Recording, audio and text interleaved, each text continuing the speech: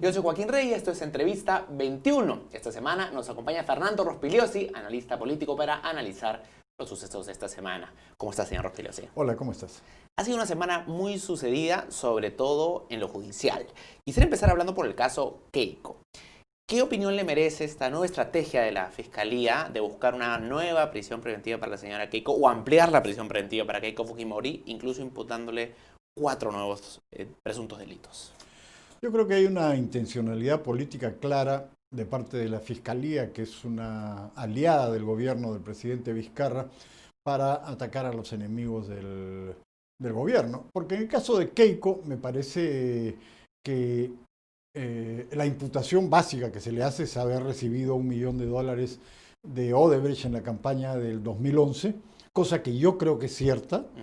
Pero en esa campaña, según las declaraciones de los funcionarios de Odebrecht, recibieron Ollantumala y Nadine Heredia 3 millones, Toledo 700.000 y Pedro Pablo Kuczynski 300.000. Hubo 4 que según estas declaraciones recibieron. Y a los únicos que les han caído encima de esta manera han sido a los fujimoristas. Es decir, organización criminal, involucrando a otros participantes de la campaña, metiéndolos presos, solamente a ellos. La Fiscalía está siendo especialmente dura en el caso de Keiko. Sí, claro que sí, claro que sí. Y yo creo que sin una razón clara, porque en ese momento sabemos que el aporte a los partidos no era permitido, pero tampoco era penado.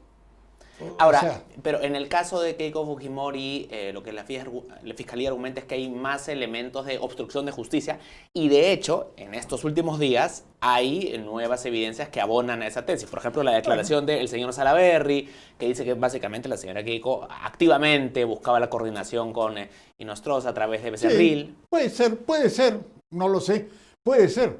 Pero ahí también estamos como el caso del financiamiento de las campañas políticas, donde siempre ha habido financiamiento de parte de empresarios y de personas con dinero sin que eso se haga público, porque ni los políticos ni los empresarios querían que se supiera. De igual manera es usual que los políticos busquen contactos en el sistema judicial. No digo que esté bien, pero es usual. Ahora, de que se haya concretado eso y que haya habido alguna medida que favorezca, eso sería otra historia, pero eso tampoco está comprobado. Entonces, yo creo que desde el punto de vista político, creo que esta campaña ha sido tremendamente exitosa, porque prácticamente han liquidado a Keiko Fujimori. Pero, sin embargo, si uno ve la encuesta que publicamos esta semana en Perú 21 de Datum, por lo menos para el Congreso, Fuerza Popular sigue fuerte. De los votos válidos tiene un 21% y está muy cerca del primero, que es Acción Popular, ¿no? Sí, pero eso es muy relativo, porque sabemos que en el Perú la política es totalmente personalizada. La gente no vota por los partidos, sino vota por las personas.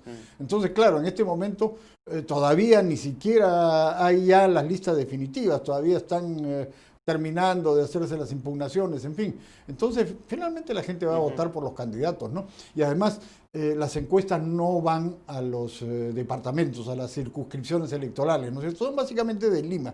Pero, por ejemplo, cuando se hacen encuestas en la región sur, la región norte, no sabemos qué va a pasar en los departamentos, porque es muy caro hacer una encuesta para cada departamento, con 22 partidos además. Entonces, va a ser muy difícil tener una idea clara de lo que va a ocurrir en el proceso electoral hasta el día mismo de las elecciones. Ahora, hay este elemento también que son las declaraciones de el señor Dionisio Romero, el señor Yoshiyama, que contradicen la versión de Keiko, que ella siempre dijo que ella no coordinaba el financiamiento, pero el señor Dionisio Romero dijo que el aporte se le dio directamente a ella. Entonces, esto de alguna manera también la pone en una situación políticamente complicada, o sea, y judicialmente también. Judicialmente no, porque no era delito recibir dinero de pero ha mentido a la justicia en todo caso. Bueno, ya, eso es lo que han hecho todos los políticos. Todos han dicho que no han recibido dinero porque eso los perjudica. Pero en este caso la señora Fujimori ya tuvo que admitir ante la declaración del señor Romero, ¿no es cierto? Porque como digo, esto siempre ha ocurrido. El asunto es que ya hay acusaciones como lavado de activos, por ejemplo, que son acusaciones que no tienen sustento, porque el señor Romero le daba dinero que no tenía un origen ilícito. Y Odebrecht, según dicen los de Odebrecht, le daban dinero que tampoco tenía un origen ilícito. Entonces, si el origen del dinero no es ilícito, por supuesto que no hay un delito. Ahora, que esté mal que haya sido así, sí, claro. Y que hayan mentido, sí, claro. Pero de ahí a que haya un delito, yo creo que hay una distancia, ¿no? Pero lo más importante es que no todos son tratados igual. Ahora, dice usted que hay claramente una suerte de alianza entre el Ejecutivo y el equipo Lavallato, pero sin embargo, esta semana, un fiscal del equipo especial Lavallato, ¿no? el fiscal Juárez Tatoche, es el que ha conseguido la prisión preventiva para un cercano aliado del presidente Vizcarra, que es el señor Villanueva. Claro. Entonces, parece que ya no hay tanta alianza, No, digamos. claro que sí, claro que sí. Hay dos cosas ahí.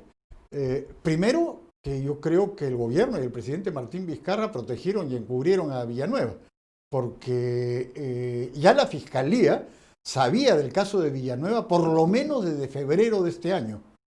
Y repentinamente a Villanueva lo sacan el 8 de marzo. Yo el 16 de febrero publiqué en El Comercio el caso de la carretera Cuñumbuque-San José de Sisa. Y le decía a los fiscales, a ver, pregúntenle pues a los de Odebrecht, ustedes que están en Brasil en este momento no preguntaron oficialmente por lo menos. Lo sacan a Villanueva, pero no dicen nada, a pesar de que ya sabían la fiscalía y por supuesto el gobierno. ¿Y qué pasó? Que lo ocultaron hasta que el periodista Anderson Boscan reveló que había pagado Ecuador, 320. ¿No? Claro, entonces ahí ya no les quedó alternativa. Eso es lo primero. Y lo segundo es que dentro del grupo de fiscales hay uno que es independiente, Juárez Atoche. Ese no se maneja con el criterio de Pérez, por ejemplo. Ese es más independiente del poder político que el resto. Está limitado, por supuesto, no puede hacer lo que quiere. Está limitado porque la fiscalía está controlada por el gobierno, con Zoraida Ábalos. Pero Juárez Atoche es uno de los pocos que se mantiene independiente. Ahora, ya en agosto, el señor Barata había dicho que César Villanueva era currículum vitae, y esta es una diligencia... En agosto, correcto, después, pero esta es una diligencia que conduce el propio fiscal Vela. Que pero ya no tenían alternativa, y era un escándalo. Ya había salido lo de Anderson Boscan. Entonces, cuando sale lo de Anderson Boscan, ya no tienen opción. Y iban a quedar ya absolutamente en evidencia, iban a ser cómplices de un delito. Si es que no preguntaban, en este caso, cuando ya había salido, que en esa carretera había habido una coima. Ahora, desde un punto de vista, ¿qué interés tendría, digamos, la señora Zoraida Ábalos de jugar en pared con el presidente? Es muy simple. El presidente la puso ahí. Recuerdo cuando el presidente regresa, deja la ceremonia de cambio de mando en Brasil y se viene corriendo para exigir la salida de Chávarri. En el momento que tenía él presionado completamente al Congreso, él saca a Chávarri, el presidente presiona pública y abiertamente para sacar a Chávarri y respalda a Vela y Pérez y pone en su lugar a Zoraida Ábalos. Ahora, si esto es así, ¿tendría que preocuparse el presidente Vizcarra de que le reabran la investigación por el caso Hospital de Moquegua, que ha salido a la luz nuevamente por el informe de Contraloría? Bueno, ya el procurador Enco ha dicho que por lo menos al gerente regional de aquel entonces, el señor Edmer Trujillo, hoy día ministro de Transportes y uno de los hombres más cercanos al presidente Vizcarra, debe ser acusado también, como es evidente, porque era el gerente regional. Pero yo creo que esto, por lo menos mientras Vizcarra tenga poder, esto va a ir muy lentamente en la fiscalía. El señor Trujillo ha dicho que el presidente Vizcarra no sabía y no tenía por qué saber de este pago. ¿Le parece a usted verosímil de este momento? Eso me parece que refuerza la idea de que hay algo sucio y que Vizcarra sabía. Porque es absolutamente imposible que el presidente Vizcarra no sepa que se pagan 42 millones de soles el último día de su gestión con más de 100 recibos o pitufeando el pago para tratar de evadir la ley. Yo creo que eso es absolutamente imposible. Además, como publicó el diario Correo el día 30, o sea, el día anterior a este pago irregular de 42 millones, el presidente Vizcarra firma un convenio detallado con el Ministerio de Salud precisamente para permitir este pago por el hospital. O sea, el hecho de que Edmer Trujillo diga Vizcarra no sabía nada, hace más sospechoso el asunto, porque es prácticamente imposible que en el gobierno regional de Moquegua, que no es demasiado grande, se haga un pago de esta magnitud el último día sin que el gobernador sepa. Ahora, sobre todo teniendo en cuenta que Trujillo es un hombre de confianza de Vizcarra. Lo que ha dicho el presidente Vizcarra es que más bien el dar el adelanto era algo que iba a impulsar la ejecución, que es normal dar un adelanto el último día, porque si es que entra el nuevo gobierno, por lo menos pues los primeros 6 meses no va a pasar nada y que era más bien algo que favorecía a la región, porque si no, al inicio de una gestión siempre las cosas se demoran. Falso, porque ya habían dado un adelanto el 20 de diciembre del año 2013, el año anterior. O sea, el contrato se firma el 18 de diciembre del año 2013. Y según la Contraloría, el 20, 2 días después de firmar el contrato, le dan un adelanto de casi 25 millones de soles de manera irregular, sin que haya expediente técnico, según la Contraloría. Eso contraviene la ley de contratación. Ya, pues entonces ya habían dado un adelanto. Ahora, Edmer Trujillo debiera correr la misma suerte que el señor Petros y la señora Zulema Tomás, el señor Meléndez. Y el señor Eresi, por ejemplo, que por un audio el presidente lo despidió vía Twitter. Acuérdate, el año pasado. O sea, no había nada. Simplemente un hecho aislado que no lo comprometía en ningún delito. En este caso es gravísimo y sin embargo no lo saca claro que debería correr esa suerte. Pero estamos hablando de un hombre que ha sido 3 veces ministro. 2 veces de transportes y 1 vez de vivienda, gracias a Vizcarra. Es un hombre cercanísimo a Vizcarra. Entonces, eso es lo que explica su permanencia en el cargo, no su capacidad, que nadie se la ha reconocido nunca. Nadie cree que este señor es un genio para estar tantas veces de ministro, pero sin embargo se mantiene en el cargo. ¿Por qué? Porque es allegado a Vizcarra. Un hombre que ha vuelto a surgir esta semana es el de el señor Toledo y la señora Elian Carp, porque se ha aprobado en primera instancia el pedido de extradición para Carp. El de Toledo ya estaba. Bueno, y usted ha sido ministro en el gobierno de Alejandro Toledo, del Interior. ¿Cree usted que la señora Carp ha tenido una participación activa en el caso Ecoteva para lavar este dinero y comprar la casa con la suegra? ¿O fue algo que es responsabilidad entera del señor Toledo? No, absolutamente tiene que haber tenido una participación. Es imposible que no lo haya sabido porque a la que involucran como testaferra, digamos, es a su mamá, a la señora Eva Fernenburg. O sea, eso está clarísimo. La usan a ella para hacer esta compra ficticia, ¿no? La de la Casa de las Casuarinas y la de la oficina. Y yo recuerdo que Carlos Bruce, que trabajó con ellos en el 2011, cercanamente en la campaña del 2011, declaró en algún momento que la que quería y la que buscaba esa casa en las Casuarinas era ella, la señora Carp. Entonces me parece que está claro que ella es parte de este asunto, ¿no? Que ha trabajado en el encubrimiento y en toda esta ficción que montaron, ¿no? Para comprar estas propiedades. Ahora, el gobierno de Vizcarra ya lleva más de 2 meses sin un congreso. Se esperaba que luego de esta fase de confrontación el gobierno se enfoque en ciertas políticas públicas. ¿Ve usted que hay una estrategia clara, que hay un norte, digamos? No, absolutamente nada. O sea, es un gobierno que desde el comienzo es un gobierno de mediocre para abajo, que no tiene resultados prácticamente en nada y que ha tenido una alta popularidad en determinados momentos, con el mismo expediente que usó Alberto Fujimori en la década del 90, es decir, atacando a la clase política y atacando al Congreso. Ese ha sido su método, ¿no? Y uno mira las encuestas desde marzo del año pasado, desde 2018, y está clarísimo. Cada vez que ataca al Congreso sube, pero inmediatamente empieza a caer, o cada vez que ataca a la clase política, porque su gobierno es malo. ¿Y cree usted que se ha conseguido por lo menos algo en materia de reforma política? Porque sí hay unas cosas que se han aprobado en ese frente, Sí, ¿no? que son un desastre. O sea, el sistema político ha empeorado. Para empezar, con la no reelección de congresistas, es una barbaridad. O sea, ¿cómo se va a formar una clase política si no hay reelección de congresistas, no hay reelección de gobernadores y no hay reelección de alcaldes? Es absurdo. O sea, un cambio que debió hacerse es ponerse la reelección de alcaldes y de gobernadores, por lo menos por algunos periodos, y no quitarse la de congresistas. Entonces, hemos ido hacia atrás, no hacia adelante. La reforma del financiamiento de campañas. Ahora, por ejemplo, los candidatos ya no pueden pagar anuncios en radio y televisión. ¿Esta es una reforma que considera usted positiva? No, no la considero positiva, porque digamos que los legales ya no van a aportar a las campañas, pero los ilegales, los narcotraficantes, los tratantes de personas, los taladores ilegales, los del oro ilegal, los mineros ilegales, o sea, esos, vas a ver cómo va a resultar este Congreso, en lugares donde hay este tipo de negocios ilícitos son muy fuertes. Pero ahora, la mayor parte del dinero se iba básicamente a anuncios en televisión, y eso ya, ese elemento ya no va a haber. No va a haber. Y las campañas van a ser bastante menos costosas. Y no vas a tener reelección de congresistas, entonces ¿cómo vas a conocer a los candidatos?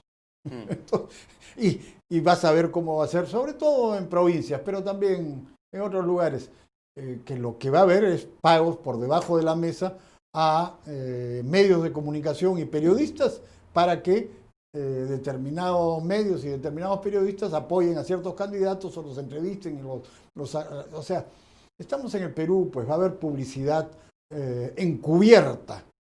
Entonces lo único que hacen con este tipo de medidas es ilegalizar las cosas que antes eran legales, como la publicidad en los medios. Yo creo que son errores, ¿no? Se legislan no para el Perú, no para un país concreto, sino legislan en teoría. O esta barbaridad, por ejemplo, de que en las supuestas elecciones internas de los partidos, que ya no son internas, participe el 100% de la población electoral. O sea, el primer domingo de octubre del próximo año, todos los peruanos, 24 millones de electores, vamos a tener que votar en las elecciones internas de los partidos.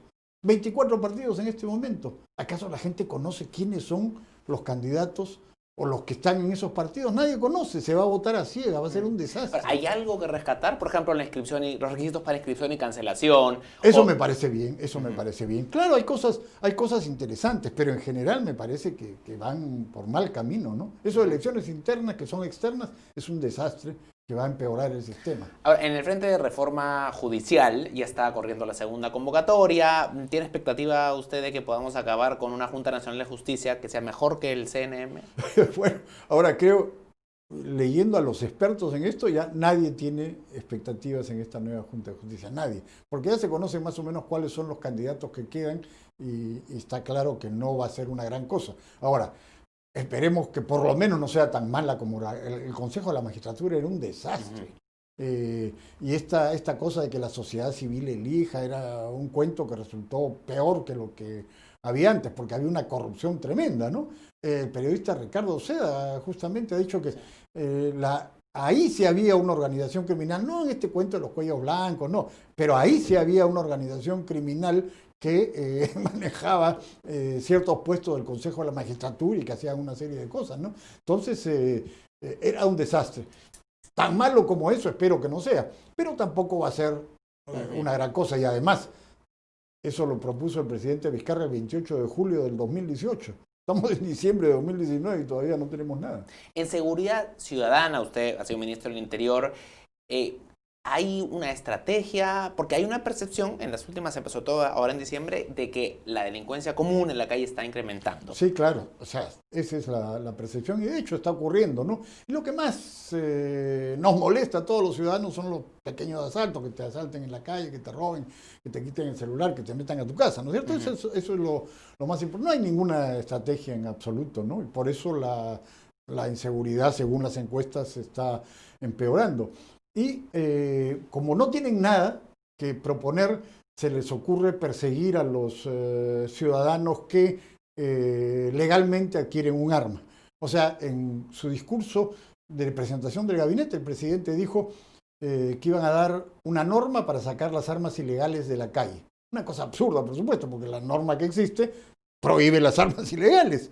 Pero ya sabíamos, no se consigue, ya sabíamos que venía. Ajá. O sea, como no tienen nada que proponer ni nada que hacer, van contra los ciudadanos que adquieren un arma legalmente. Y de hecho, como se ha denunciado, a principios de este mes de diciembre, el Ministerio del Interior ya mandó una propuesta que está en la presidencia del Consejo de Ministros para prohibir las armas legales. O sea, los ciudadanos no van a poder defenderse de los delincuentes si es que esa barbaridad se hace. Además, como bien ha dicho el Comercio en un editorial, el gobierno no puede legislar sobre cualquier cosa.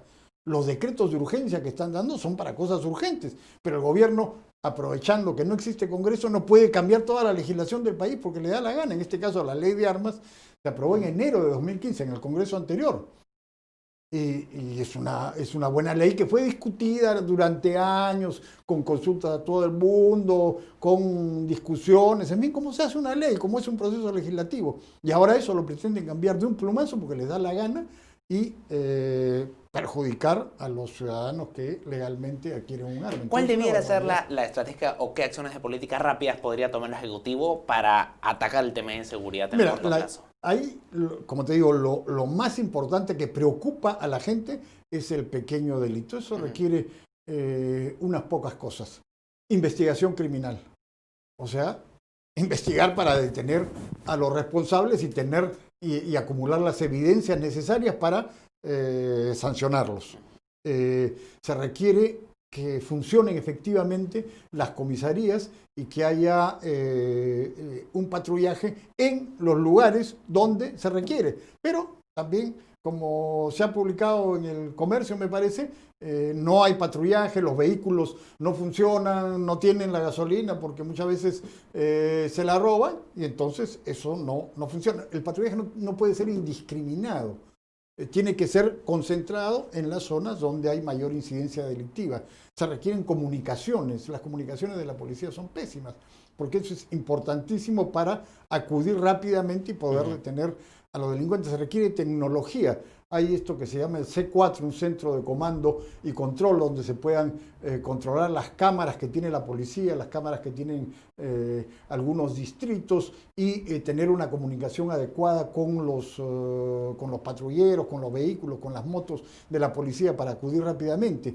Esto no se ha implementado, a pesar de que se compró en el gobierno de Humala un enorme equipo para un evento internacional que hubo. No está funcionando. Es decir, ¿y un esquema como el programa de recompensas que se inició en el gobierno de PPK tuvo algún efecto? Hubo también varios reportajes que salieron diciendo que eso era un fracaso, ¿no?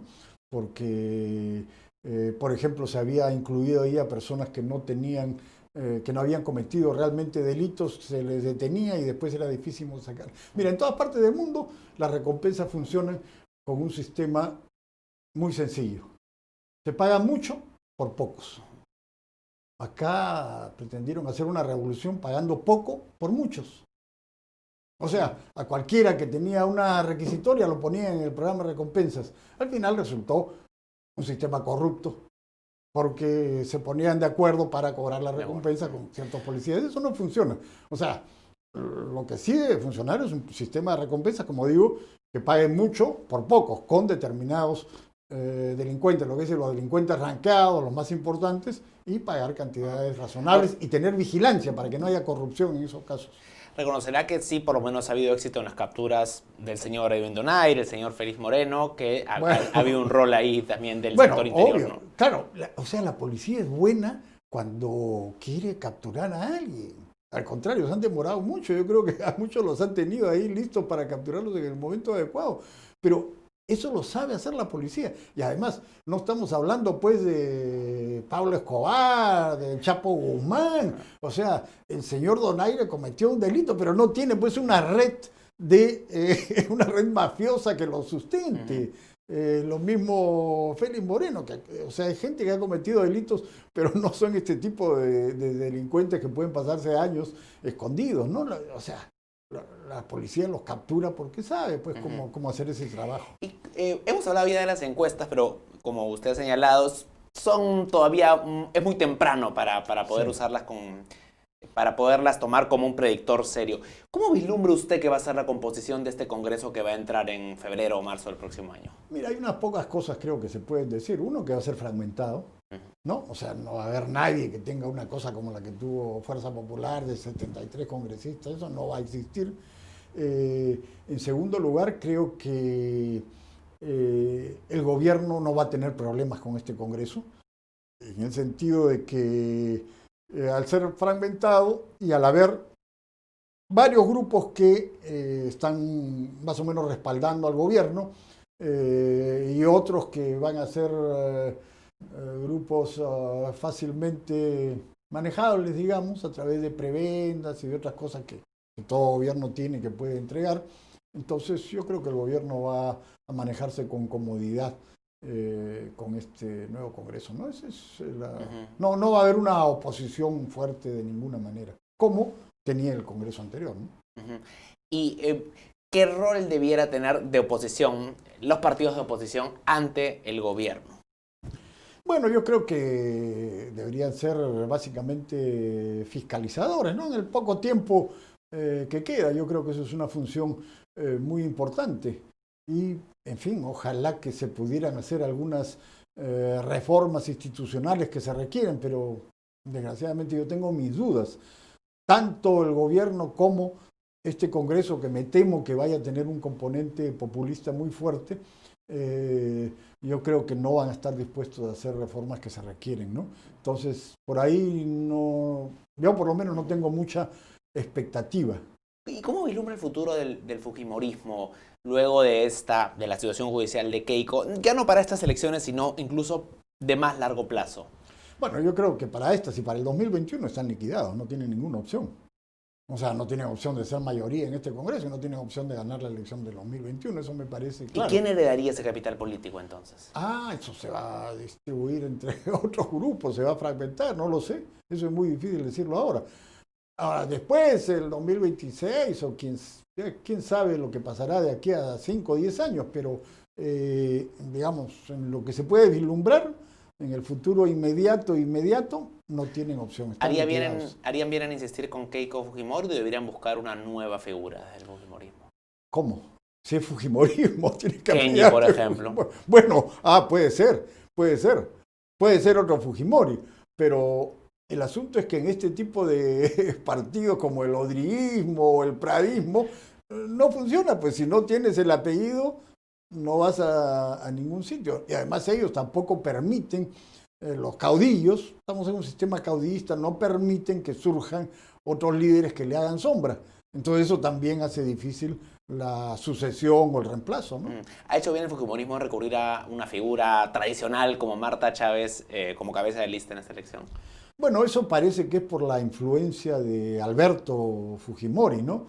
Que había sido desplazado, digamos, y eso explica, por ejemplo, que a Marta Chávez no la pusieran en la lista del 2016 y pusieran a gente nueva.